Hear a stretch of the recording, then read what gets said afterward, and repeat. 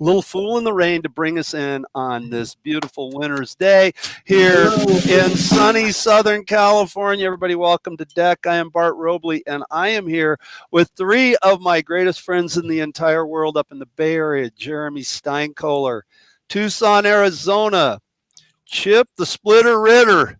Hello. And then down in San Diego, Rick Stojak, the positive energy hand grenade. And today we have from Boise, Idaho, I like that, Fred Rock. Rock. I like that. Fred Fischer, man. And what a great drummer he is. We're going to talk about him, his drumming, his teaching practice. But as you guys know, at the beginning of every show, we do a little bit of house cleaning. So if you guys are so inclined, we have a Patreon page up. Chip is going to put a link to that in the Facebook feed. If you want to help us keep the lights on, that would be fantastic. Give us $5, 25 cents, whatever. We are happy with anything. And then we have a segment that we do called Good Things. And good things are just things that are happening in our individual lives, musically, all that sort of stuff. And I'm going to start today with Jeremy, because from what I understand, he has a video presentation and some slides and a PowerPoint presentation that he's going to show Bart, us today. If you could just dim the lights, please. Yes, I will. Hold on. I'll be right back. Yeah, this is the part where the thing in the back of the schoolroom goes. Exactly. Yeah.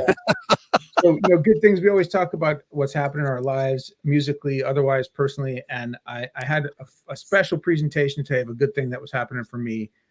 This is my son, Evan, is, as you know, if you've been listening to the show, applying to study jazz piano programs in college. And he's just at the very almost finish line of finishing his applications. They're due in the next 2 days.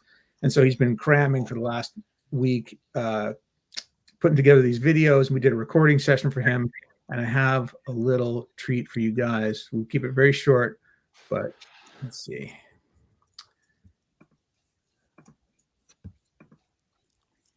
Let's see if this works.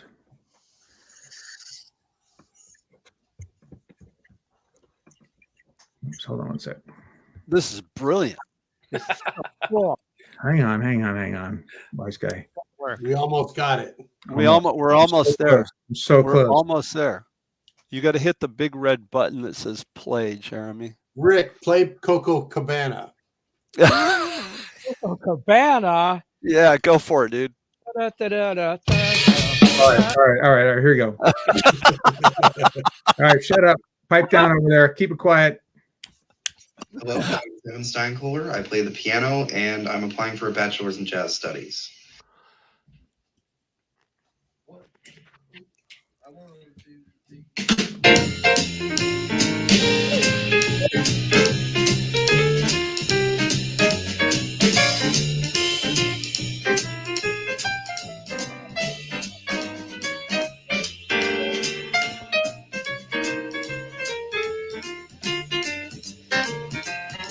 Yeah, man.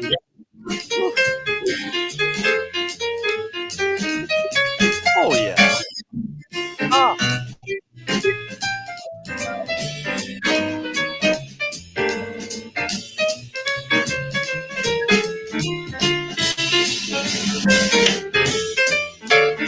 Come on.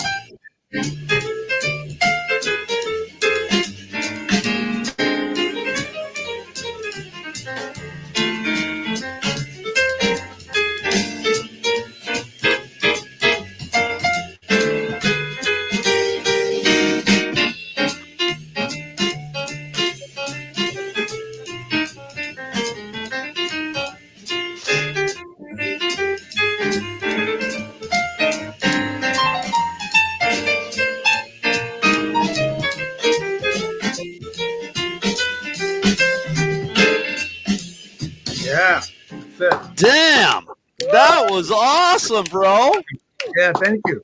Proud Papa. Oh, so good, man. That is awesome. Look, you made Chip cry, man. You make talented human beings. Yeah, man. That is so cool. Rick, what do you got going on good that's in your life, man? What's happening with you, buddy? You know, I had the perfect day off with my wife Julia yesterday. We went to the San Diego Safari Park and we saw baby tigers. That's bitching. Baby tigers, man. It's the cutest thing I've ever seen. And boy, are they loved and cared for. So That's cool. it was beautiful. Chip, what's happening in your world? Oh, Not sorry, much, you got your man. new book. I'm sorry, I stepped on Rick.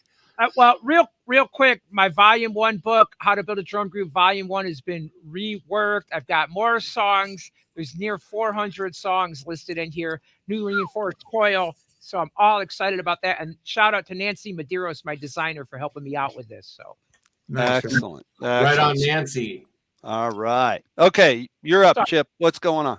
Not much, man. I'm just putting the finishing touches on my stick tricks and showmanship book, PDF, and videos. And it's been a long time coming. It's been about 3 years I've been working on this thing, and I'm really looking forward to getting it out. What's going on with you, Bart?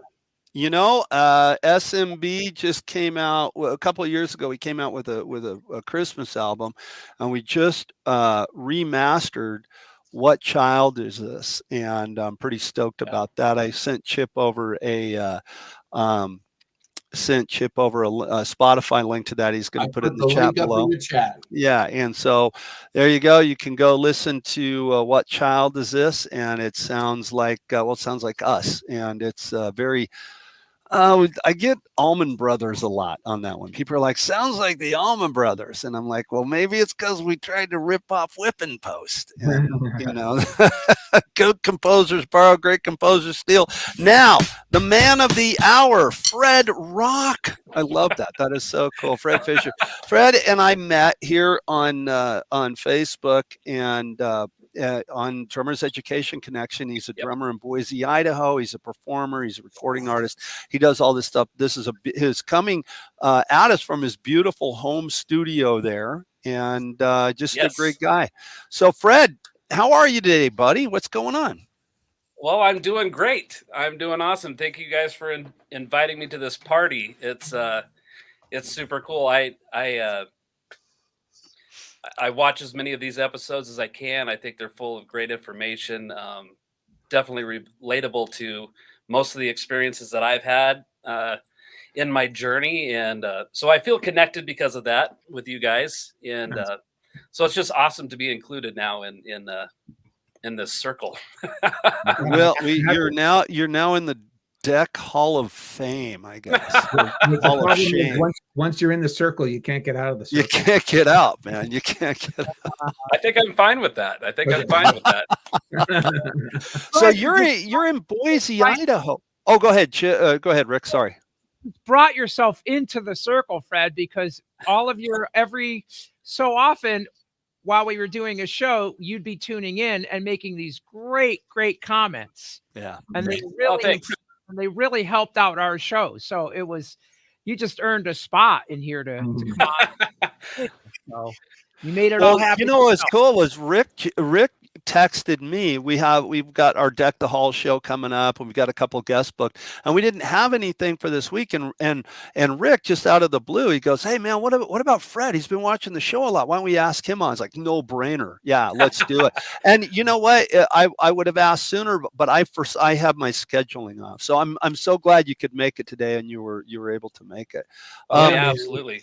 Now, I know a little bit of your story from Fred took, for those of you who are watching right now, Fred took a technology lesson with me just on setting up his cameras and stuff. I was on tour last year, and he saw me talking about teaching from the road. He's like, "Oh, he wanted to learn about that." So he took a lesson from me. And so thank you for that. And I hope I was helpful with that. Talk to me a little bit about your touring, your teaching. Let's touch on all that. How long have you been teaching, and how did you get into it, Fred? What got you into teaching drums? I just happened to walk into the music store at the right time. No, I just real fast flyover. I started drumming when I was 10. There was a guy at our church that was playing drums on a Sunday night music special thing they did, and I just sat in the front row and I was mesmerized. I couldn't stop watching the drummer, who was in the youth group. And so when the concert was over, I asked my mom, I was like, I want to play the drums. And so she asked this guy if he would be willing to teach me. So I took lessons for the summer until he went off to college.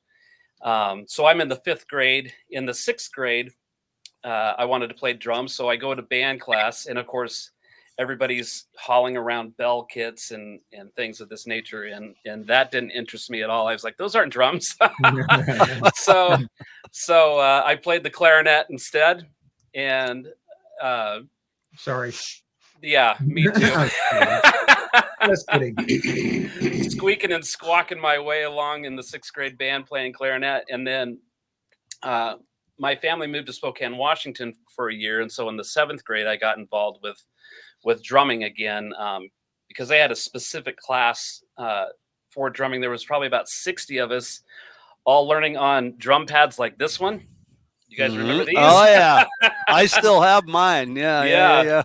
So this was given to me by my first drum teacher, and it was required to play traditional grip because they were trying to prepare everybody for marching band because it was very, very serious thing. When we moved back to Idaho, I was going to join the band, and I was in 7th grade. Well, the band teacher was kind of a mean guy, and he said, "You're not going to be in 7th grade band unless you go back to 6th grade band and learn to play the bell kit." And I said, "Okay, I'll play your game." so I went back to 6th grade band and I learned how to read, and then I maintained that ability all through high school. So, which was great because as I moved through high school, if the choir needed something or the orchestra needed something, I could go and play the marimba if I needed to, or timpani.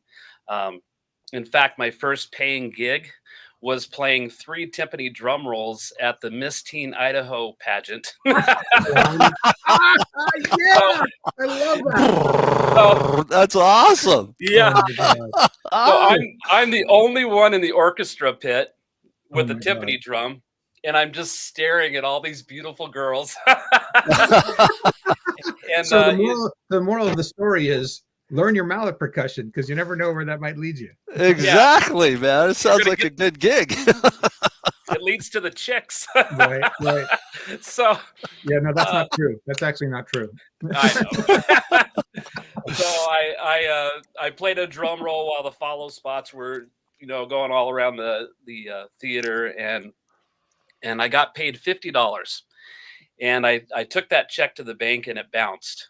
So not much has changed since then. No, It's the same thing. Still get paid $50, and we're still worried if the check's gonna clear. That's the story of my life. Well, yeah. So my parents had to get involved to remedy this situation. And I think my dad or my mom finally reached whoever was in charge and said, "Listen, you're jerking around this kid for $50. Let's get this, squared away." So I think he grabbed cash out of his wallet and handed it to my parents, and away we went. Really funny.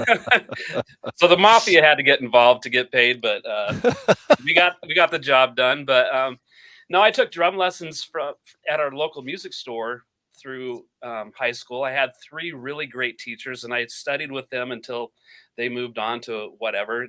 Till I go walking in the music store, and the owner of the store says, "There's our new drum teacher." Now I'm 17 years old.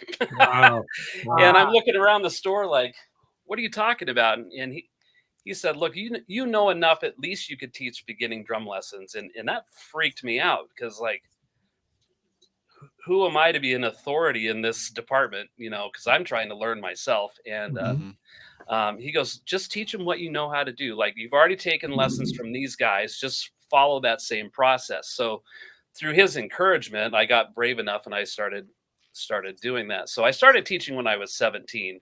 I'm 51, and I've taught on and off all those years until the last 2.5 years. That's my full-time job is teaching, but it was always kind of my second job. And I owned a landscaping business, and when I had this, Bart was so great with his time because teaching from the road, and I travel off and on quite a bit, and when I'm gone, I can't teach, so I'd have like a substitute teacher come and take care of my students, and Bart was teaching from the road, and I'm like, that I need to know how to do that.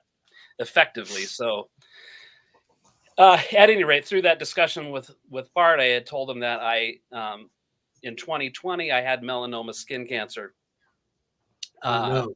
And now, you know, what's weird is so did I in 2020. Remember we talked about that? Yeah. Yeah, I did too. Yeah. I didn't want to Anyway, volunteer sorry. that information. No, for hey you, man, but- no, I'm an open book, man. No, Okay. it was, yeah, no, that's scary stuff, man. Yeah. So that was I kind of look at it as a blessing in a way, because that was the one thing that forced a course correction in my life to make music a full-time thing for me. So you know, teaching, I've played in original bands and I've toured all over the country in original bands and in cover bands, and you know, experienced all those horrible things that you guys have, and all the great, you know, 7 people in a van and people's feet in your face, and, you know, 3 to a bed, and I know it well.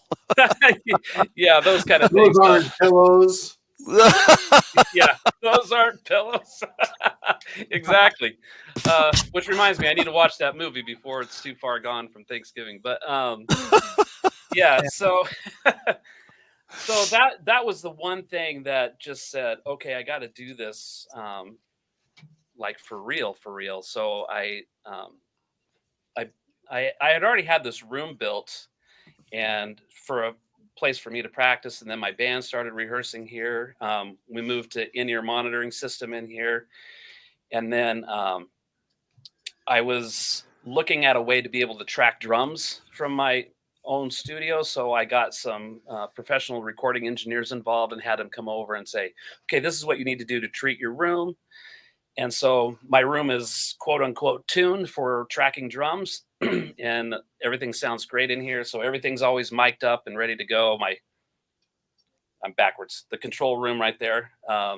So my wife does all the engineering. And so that led to us that's opening her cool. own. Yeah, she's, I call her the producer. And her name is Mary. And so we called our studio FM Studios for Fred and Mary. So I thought that was kind of a cool thing there. But so are you a studio for hire? Are you bringing bands in?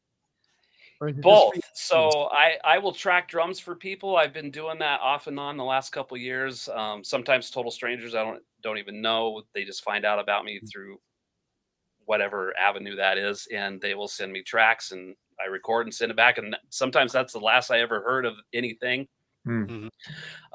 But yeah, sometimes we do full production too. So we'd have full bands come in here, and then I'm the studio monkey, so I'm running cables, and Mary's producing and running the studio side over there, and it's just awesome. And these things keep moving along that way. And there's a school in Boise called Idaho Fine Arts Academy, and they're a music and dance and art school, and so that's their, and theater is part of that. So the just this last week, and this is the 3rd year in the row they've done that, the principal of the school gives them an opportunity to go record for real and get that experience of recording music and being produced and those kind of things. So they come over here, you know, they've never met us before. They've never been in a studio, so they're a little bit nervous, but we help put them at ease as quickly as possible so that they could just relax and play. And, you know, they're teenagers, so it sounds like teenagers, Right. But it's just a really great opportunity for them. It's a great opportunity for us, and it's just awesome. Yeah. How many students do you teach now? Excuse me? How many students do you have? As of today, I have 38, but I usually hover right at 40. So I see 40 people come in this door every week, and lessons are a half hour long. I do have a handful of students that take hour lessons. They might travel quite a distance to get here. So I'm curious about that. We've had this discussion before, but I'd like to hear your take about half hour versus hour lessons. So most of the students I teach are hours, almost all of them. And I always feel like there's not enough time in a half hour to get into all the things we want to get to, but there's a lot of teachers I know who think a half hour is better, and I know a lot of stores will do shorter lessons. What's your take on that? There are some students that I feel like, oh man, if we had 15 more minutes Right. or 30 more Yeah. minutes. So Yeah, that's yeah. something that Mary and I've kicked around is like, do we find a way to schedule 45-minute lessons? Like Mhm. have some kind of balance in there. And we just thought, man, that juggling that around might be a scheduling nightmare. Mhm. But I find like, especially my younger students, their attention span isn't going to last an hour. Yes. Right. Um, but then I have other students that are super motivated and they'll work really hard all week on whatever I gave them to work on. And then they come Mhm. in and we might spend 5 or 10 minutes covering that and then looking Right. at what the next step is. I try not to take anything too fast, but still be engaging Mhm. at the same time because I really believe in just really cementing these ideas and these abilities to just be like muscle memory.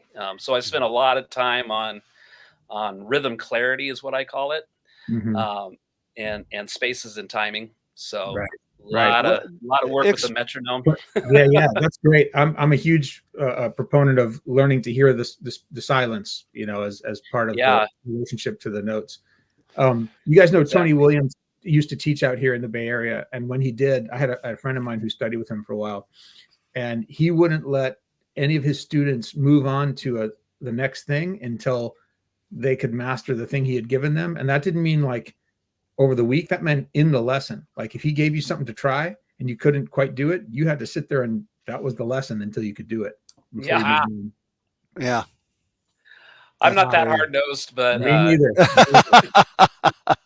What's the age group of your students? okay. So that's a great question. I'll take anybody. So my youngest student that I've taken is 4. He either just turned 6 or is about to turn 6. Okay. He is a unique situation because he is so focused and he's so driven and so attentive and Mm. just is in love with drumming Wow, and that's in love with rare at music. that age. Yeah, because I have other students who are like 6, 7, 8 years old. I might have their attention for 10 minutes and then they're, Right. Yeah. gazing around Yeah. the room. They're asking what time it is. Yeah. That's like Bart. Yeah. They That's like progress Bart like really, that. really slow. Yeah, exactly. Yeah. What is it about that younger one that student has that enthusiasm? Is it how he's raised? Is it just he's into it? What do you think it is? I think part of it is how he's being raised. His parents are fantastic. His parents, they are life coaches, Mm. Okay. and so their whole business model revolves around this positivity thing and Oh, I going for love your that. dreams and things like that. So I think they see that excitement in their parents, and so Mm. they're a product of their environment, I guess I would say. Mhm. My oldest student is 72, Wow. and Yeah. his whole purpose of being here is mostly to hang out. And that's So cool. And that's valid. Absolutely. Yeah. Yeah. yeah, he's a big Beatles fan, and he just hopes to just sit at his drums in his living room and play along to records. So Right. my teaching with him is a lot different than maybe some of my high school students or college students who I do a lot of teaching with marching arts as well, like snare drum, tenors, bass drum, that kind of thing. So I have students that are auditioning for drum corps and Mhm. those kind of things. So that study is different than drum set, obviously. Mhm. So But let me in regards to that, Fred, let me ask this yes, because you brought up the traditional grip and you brought up the old school practice pad. Do you teach a lot of traditional grip? And for the students that are going into drumline or drum corps, what have you? Are you what books do you work out of? okay, so for traditional grip, I just have a handful because they are they're on the snare line at their high school. Right. And for 5 years, I worked at one of our local high schools as the drumline coach, Oh, and cool. um, which is interesting because I hadn't been involved with marching band at all. I was in high school, and then of course you guys are aware of Boise State University, the blue turf. Mhm. I after I graduated high school, I called the band director there and I said, man, I would love to play in the marching band, but I have no desire to be a student. and, and he goes, well, that's not really how it works. And I said, well, let me come play for you. So he goes, okay, come down and audition. And they put a snare drum in front of me and put some music. And I just sight read maybe 20, 30 measures of something. And so the band director looked at the drum instructor and looked back and they said, okay, be at all the rehearsals and all the performances. Wow. Really? No But- kidding. Good for you. But That's but awesome. having that, oh, thanks. I was young and I was motivated. So, but you had to play traditional grip, and I just feel like the discussion is not worth the argument. And so if they want to play traditional, great. If they want to play match, that's fine too. I do firmly believe that high school snare drum players who are marching band, who are looking at going to college or university or into drum corps, having that skill there's no way around it. You have to know how to do that, and you have to know how to do it really well, or you're just not going to make the line. They're going to put you on bass drum or something like that. So if they're a snare drum focused and they want to be in marching band, they should be playing traditional grip. I have a strong feeling about that. Well, that's great. That's fantastic. And what do you and so what are some of the exercises? What books do you work on for traditional, or work out of, I should say? So I don't have any specific books that I use for traditional grip. I just teach them what I know from me playing traditional grip. If they get really advanced, then I'll have my son teach them, because my son Christian just aged out of drum corps as a snare drum player. Oh, wow. So my son, he completely destroys me when it comes to rudiments, and especially all the hybrid rudiments and the crazy tempos that the cheesy flop flop. they're just cheesy flop flops. Yeah, whatever those are. So I'll get them started, and then to refine those skills, I'll say, okay, now you need to work with Christian and zero in on this in more detail. So my whole family is music. It's my wife is a full-time musician.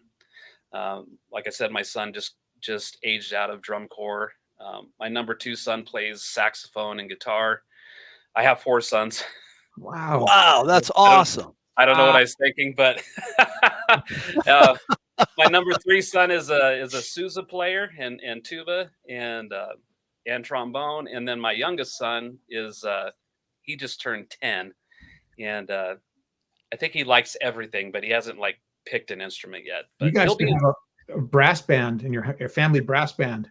Yeah, we'd probably all kill each other. That's fantastic.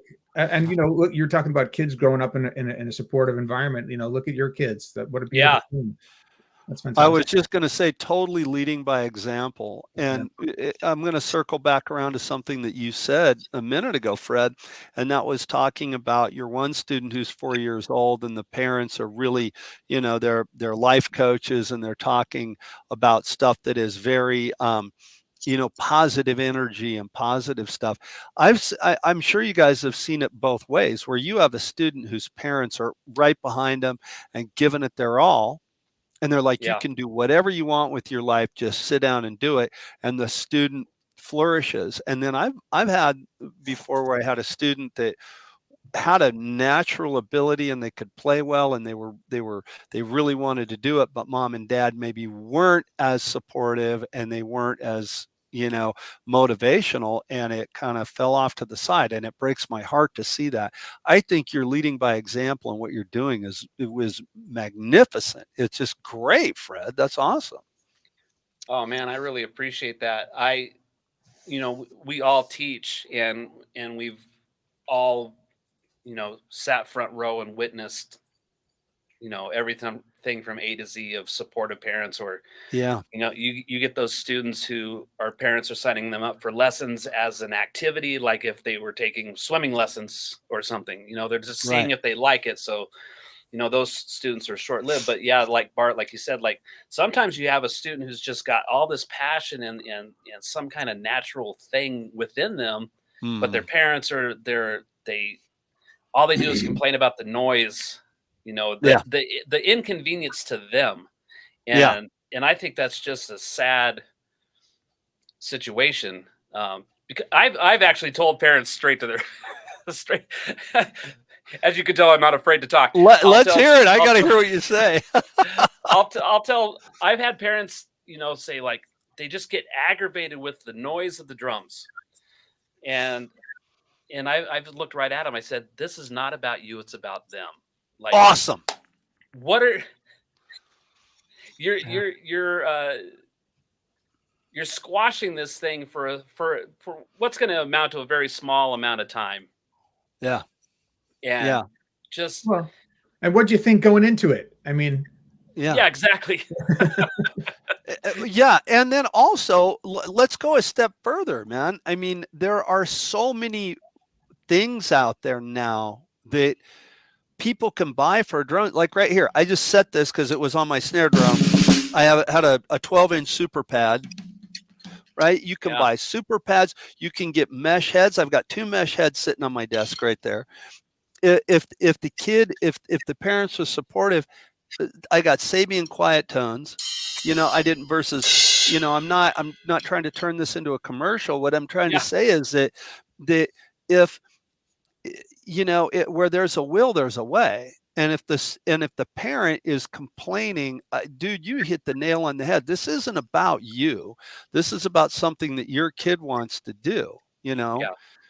You put him in football and he'll come, and no offense to anybody playing football, kid, you don't care if your kid gets a concussion, but he makes a little bit of noise in the garage of the drum set and you're going to squawk about it. No, man, that's right. Bart, you bring up a good point. And, I feel like that's sometimes our responsibility as teachers is to sort of get in there sometimes between the parents and the students. Right. And help them find solutions so that the kids can still thrive. Right. Right. I completely agree. I found families that have not even aware of electronic drums. Right. Like, oh, I didn't know you could do that. Here, Roland.com. This might take care of things. Well, here's the other thing is teach your kids to play with dynamics. Yeah. There's always I play with dynamics. Dynamics, right? I play with dynamics all the time. I hit these things as hard as I possibly can. Okay. I can't hit them any harder. That's, it's as dynamic as I can get. Mm-hmm. Come on, that's so you've been teaching a long time, Fred. So what advice would you have to somebody that might be considering becoming a drum teacher? Do you have like a handful of any kind of anecdotes that might help ease the transition from being a drummer to being a drum teacher?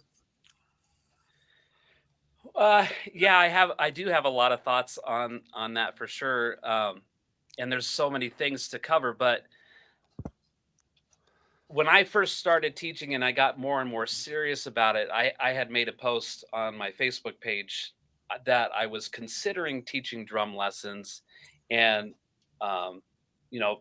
these people would know somewhat about my story and what I'm capable of. And one person said, and I thought this was really crucial in this decision, is, but do you love to teach? Mm.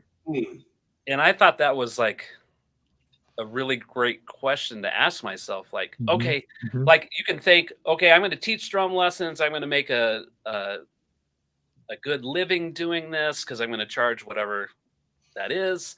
My schedule's going to fill up immediately. All these things, but realizing it's still work. Yeah. And am I going to love that? Am I going to have the patience to deal with all these different personalities of people? So I thought that was a great question. I really had to ask myself, like, do I love to teach? And I thought, well, I really love playing drums. And I would also say, like, I had some really great drum teachers growing up. And my high school band director, too, was just like so enthusiastic. I always called him the yes man. And I would say outside of my parents, he was probably the most influential person in my life. So I think that was that.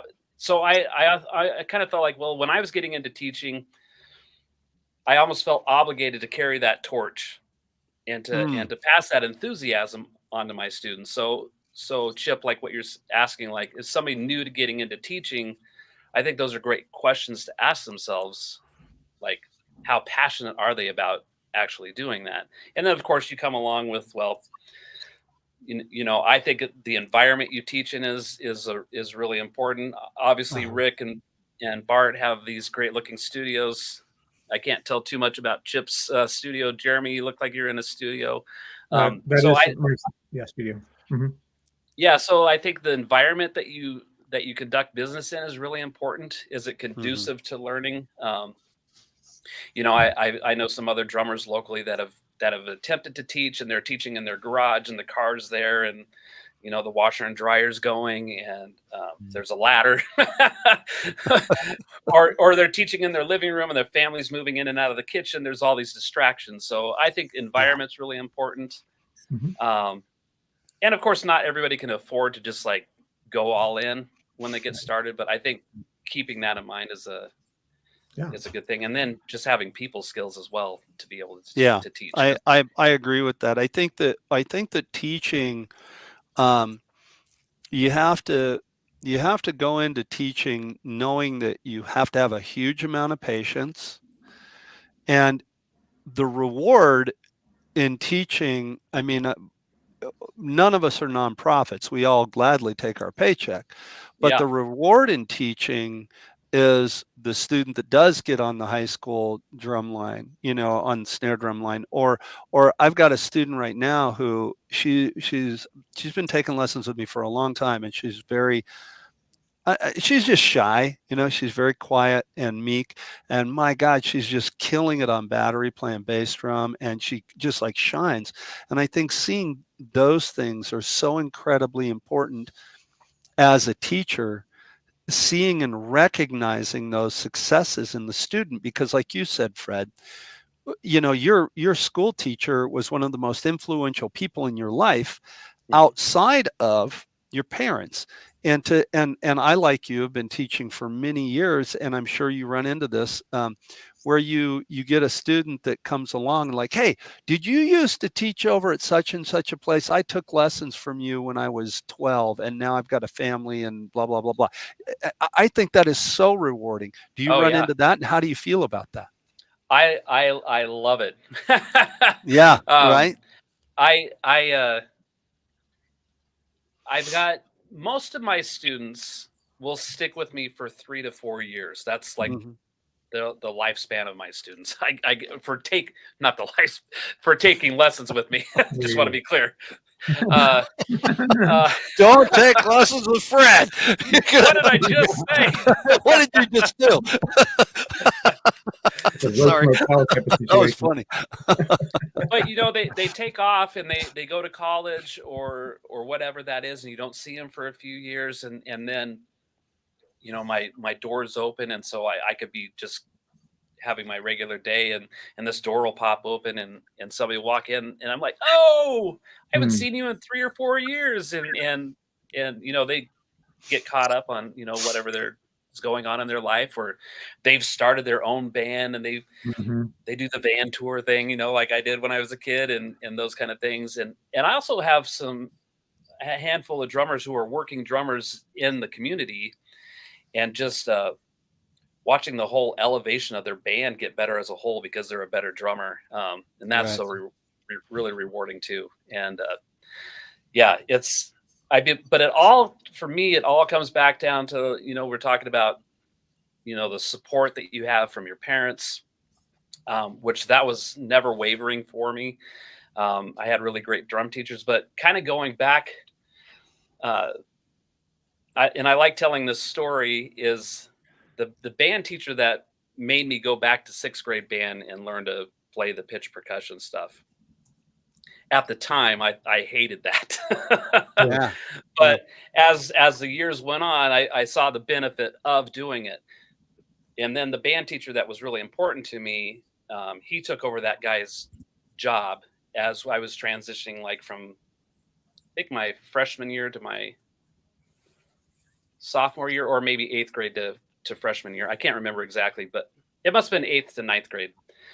I wanted a drum set so bad. I had, like I said, I had this drum pad. I played on this and played on this and played on this. And my parents, witnessed this happening. And then I used to set this on my desk, and I had one of those metal desk lamps.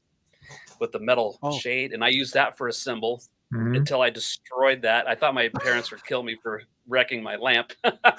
um, but I did that, and then okay, well we'll rent a snare drum. So they bought rented one of those Ludwig student model snares, and I played and played and played and played and played in that, and I would set up boxes on my bed so I'd have some toms to hit, Mhm.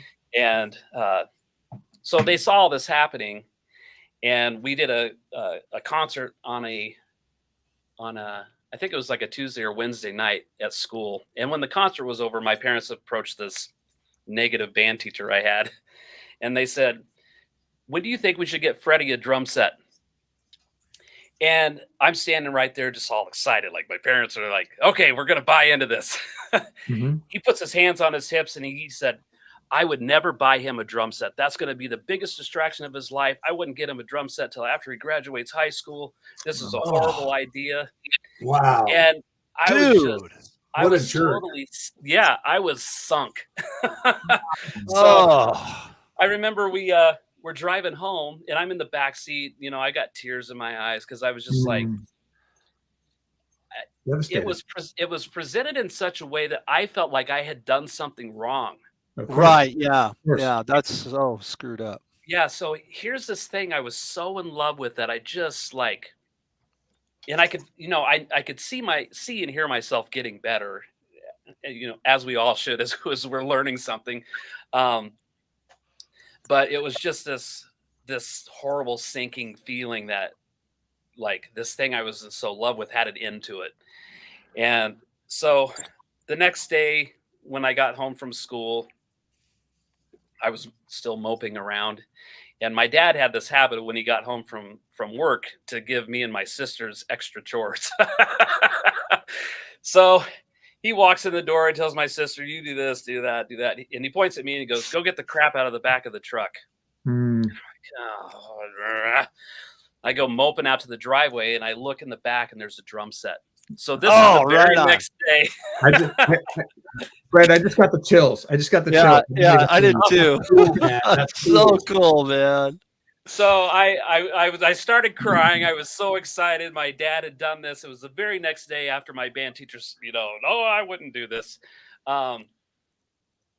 So then I, you know, went to school the next day. And so this was not a pretty drum set. It was pretty raggedy. It was like a Tama Imperial Star that somebody had removed the bottom heads and hardware, and they had taken the wrap off and covered it in red felt. And I mean, it was ugly, but it was mine.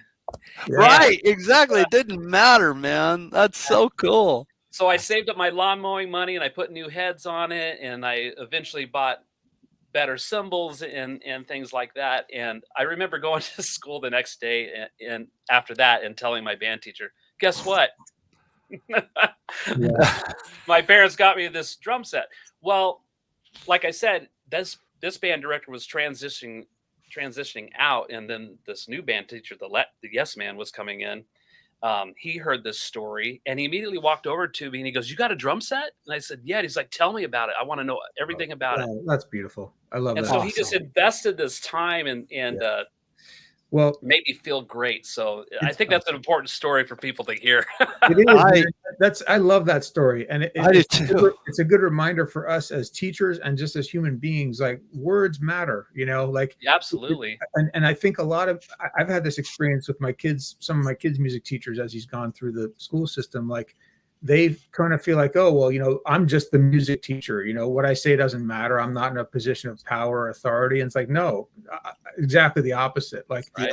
you know, the words that you use that can be encouraging can make all the difference. They can have a massive impact that you don't even see for months or years down the road. And Right. likewise, conversely, you know, those negative squashing words, you know, that are discouraging and destructive and reductive can have a huge impact on people and totally cause forks in the road. You know, like it's such a big deal. So, man, I thank you for sharing that story, and I'm so glad that your dad bought you the drum set in the face of that jerky music teacher, and that your next smart enough to encourage where you are now. You know, I mean, Yeah, absolutely. it's no easy task to especially that now. Even I think more so now than it used to be 40 years ago, 30 years ago, to make a living as a musician, as an educator, and you're doing it, man. You're living the dream that you wanted to all along. Yeah. Yeah. Yeah. Jeffrey think Stone said lifetime guitar player, new to drums, and Fred gets me excited about doing stick control work and motivates me.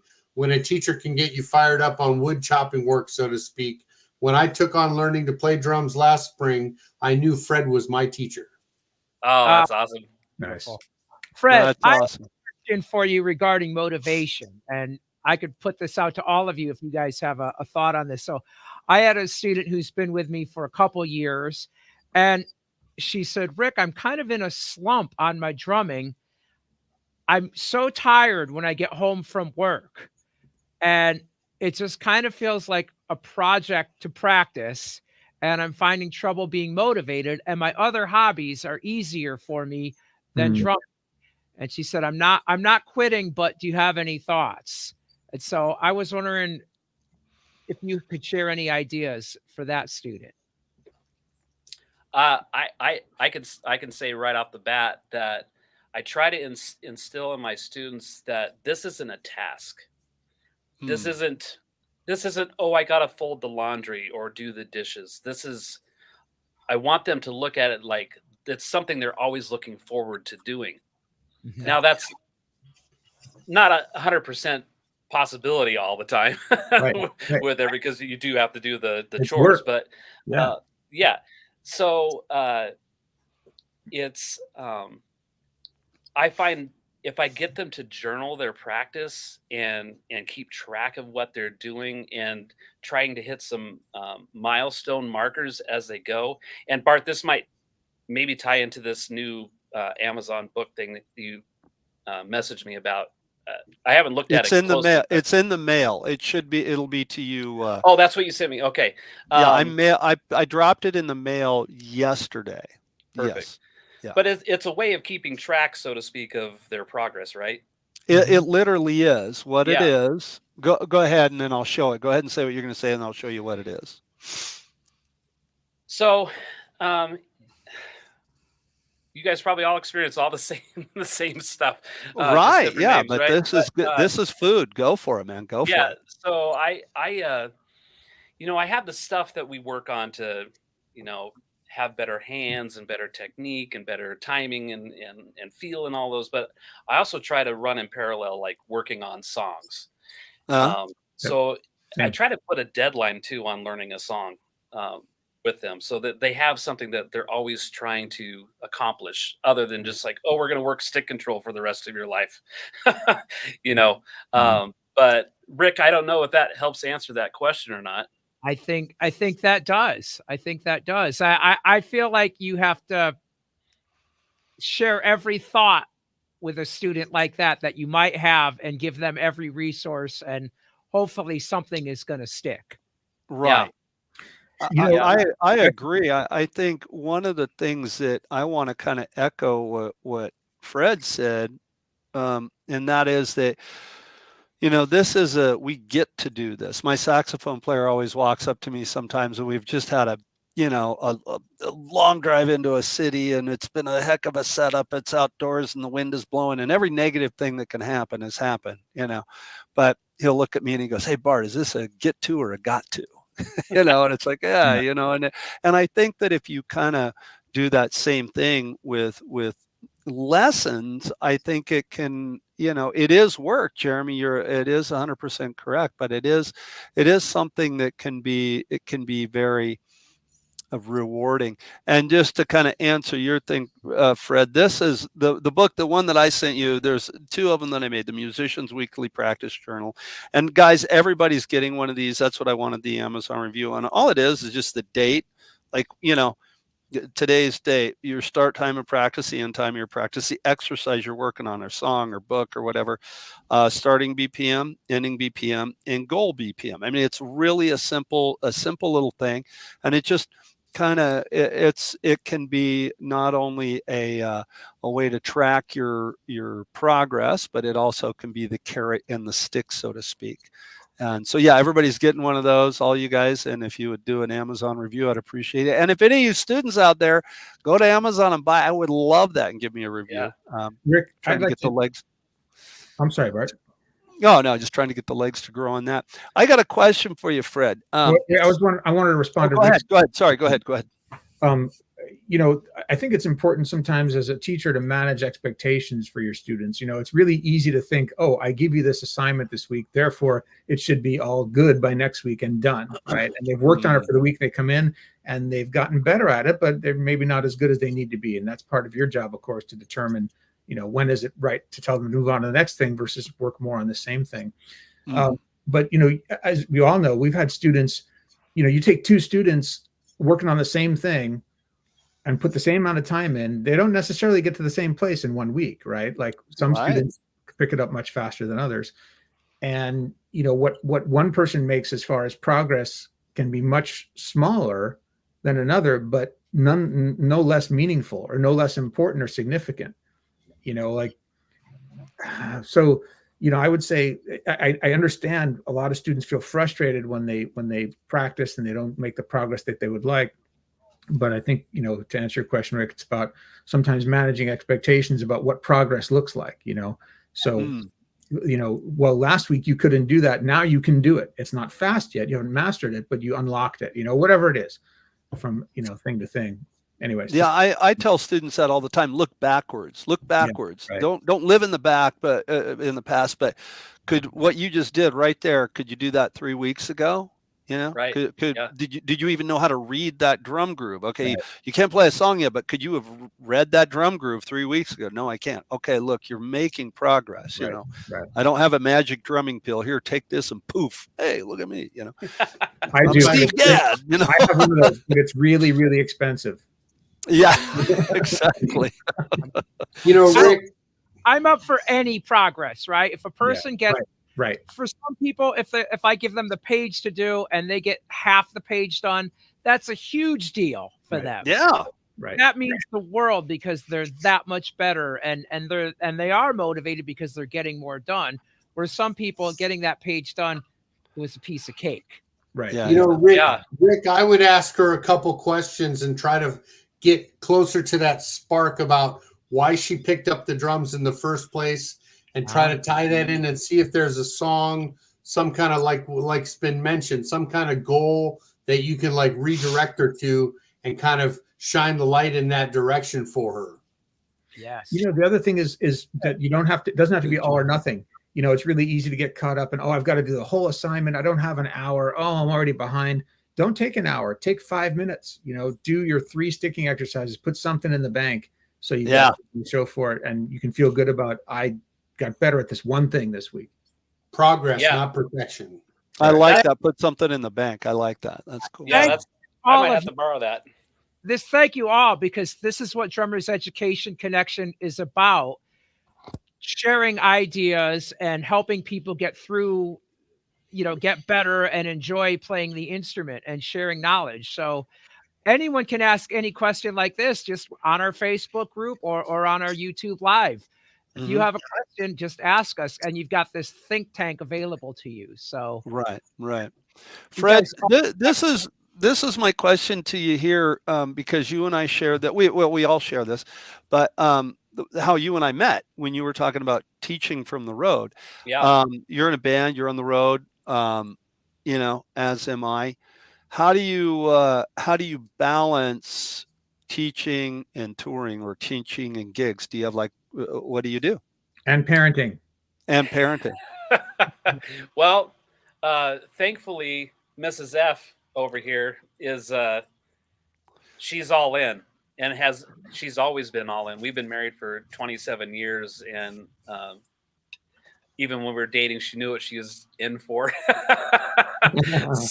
So I have that support, which I know a lot of people don't have that. They don't, and she's a full-time musician too. So I think her understanding and patience for it might be different than other spouses. So she's been important, man. That's important. Huge.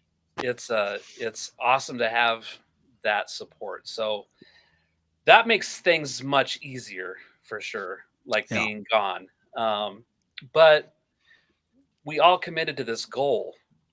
And so part of that goal is being gone, Mhm. you know, occasionally and sometimes for, you know, extended periods. The longest I've been gone from my wife since I've been married was 3 months on the road. Mhm. The longest I've ever been gone home at one time was 7 months. Mhm. But so with my students, like I had said before, I have some other teachers in town that I can lean on. They can come in and fill in for me. They can substitute. So that kind of came back to, I don't know, somewhere along the line of surfing through YouTube or Facebook. I came across you guys, and of course, I recognized Chip immediately.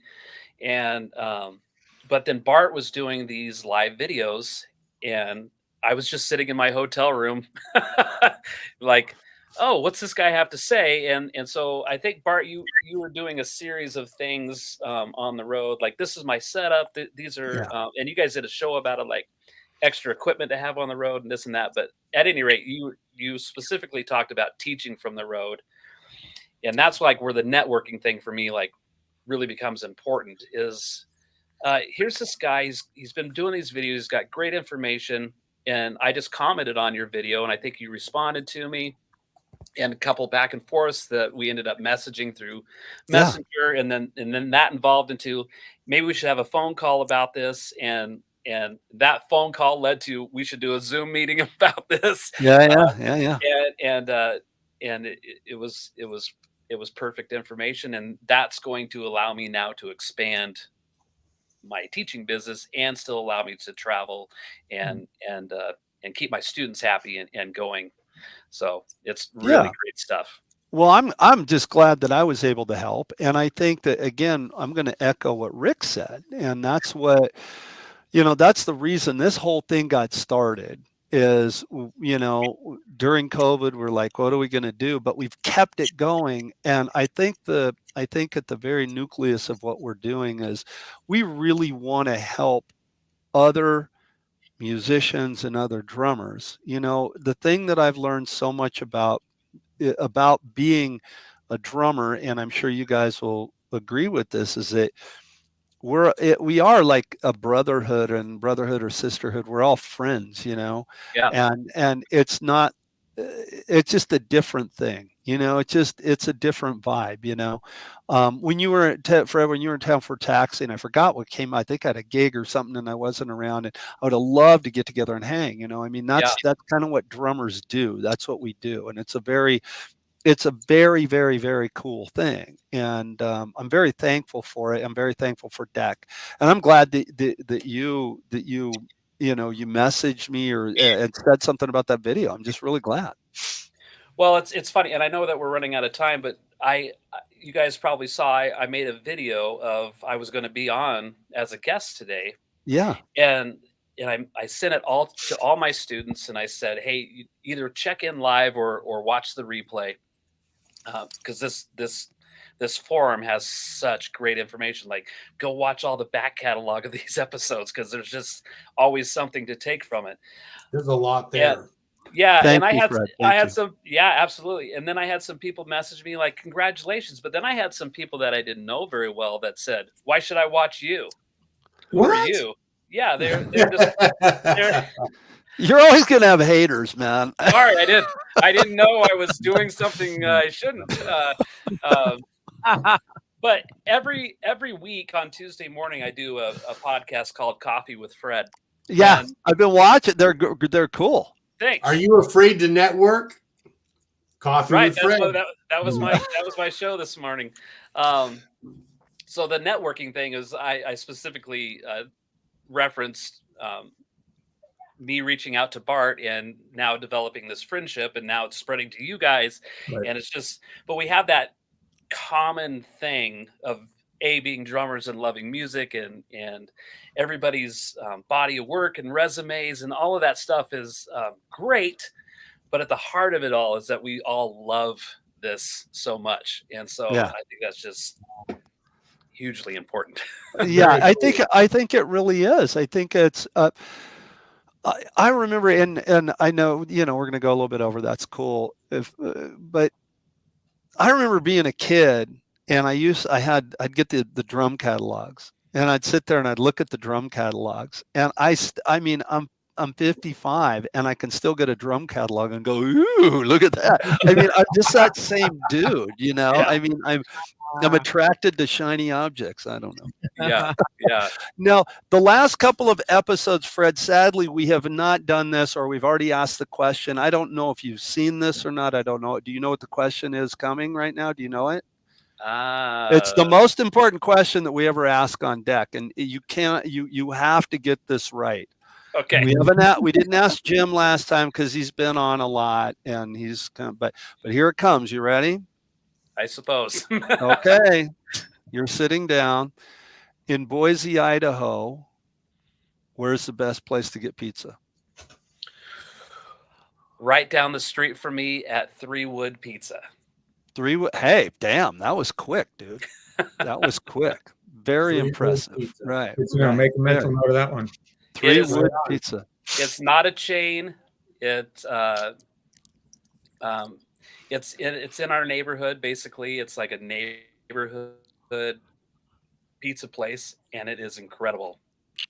They have That's awesome. They have a pizza called the Big Dill, which is a thin crust pizza, and it's got what's the white sauce? I can't think of the white sauce, but Alfredo. Yeah, it has pickles on it. What? Slices of pickles. Yeah, and it's amazing. Really? Yeah. I got to try it, dude. I got to go to I want to go play in your studio, but I want the pizza. Yeah. It is. I don't know what's wrong with you people. Jeremy and Rick are both from New York. They're from the East Coast, Connecticut, and the East Coast, so they have this whole pizza thing, right? Well, they have a more sophisticated palate than I do. For sure. Exactly. It's just we never tried anything besides cheese pizza when we were growing up in New York. That's all you had, Yeah. Oh man, Fred, thanks so much for coming on, man. It's great. Yeah, Great to have you on the thank show. you, Fred. Thank you for having me. Yeah. Anytime. Guys, next week we're going to have Tony McNally, who's the inventor of the Tone Ally, this crazy device. Hold on, I'll see if I can get this on the. It looks like we can't tell. There you go. Turn off. There you go. Cool. This is a device to help you make your stroke perpendicular to the drum. Really cool. You know what? He messaged me when he was mailing that to you, and he goes, "Send me your address, and I'll send it out to you." And I was like, "Okay." So I sent him the address when I did the artwork, and he goes, "I already sent it to Jeremy." I was like, Jeremy always gets the cool stuff. Oh, he didn't send it to everyone? I thought he sent it to everybody. I'm joking. I didn't get one. No, he just said, "I already sent it to Jeremy." I was like, "Oh, okay." No. It's in the mail, man. I think he sent one to everybody. Oh, did he really? Yeah. Oh, well, that's cool. And then the following week, we're going to have Rob Wallace from Hudson Music. And then on the 19th, I think it is, we're going to have our annual Deck the Halls holiday show. We're going to have a giveaway, some free stuff, some heads, and some other drum equipment from some of our sponsors. And thanks, you guys, for tuning in. And we'll see you next week. Fred, thank you for the inspiration. You're the best, buddy. Oh, thank you so much. Rick, give us a little Latin something. Come on, play. Something, all right. Go.